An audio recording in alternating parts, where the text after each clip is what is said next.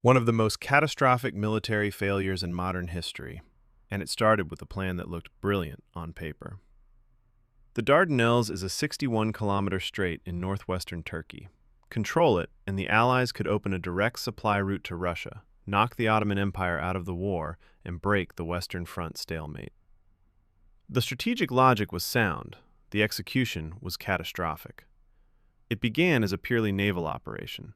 In February and March 1915, a combined British and French fleet of 18 battleships attempted to force the strait, but the Ottomans had laid 11 lines of mines, backed by shore batteries on both banks. On the 18th of March 1915, 3 Allied battleships were sunk in a single afternoon. The Navy alone could not do it. So began the land campaign. On the 25th of April 1915, Allied forces came ashore on the Gallipoli Peninsula. Over the course of the campaign, approximately 480,000 men were deployed: British, French, Australian, New Zealand, and Indian troops.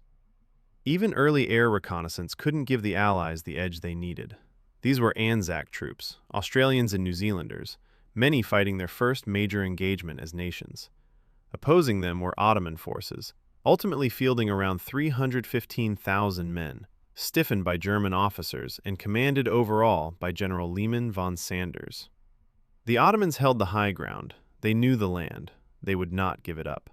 The Allies were confined to narrow beachheads, exposed, overlooked, and unable to break inland. Men lived and fell on those slopes for 8 months. Disease, dysentery, and sniper fire took men out as surely as artillery. Trench warfare at Gallipoli was as brutal as anything on the Western Front, in far worse conditions and with far fewer resources. Both sides poured artillery into the fight. Neither could deliver a decisive blow. The terrain itself was a defender's dream: ravines, ridges, scrub. By January 1916, it was over.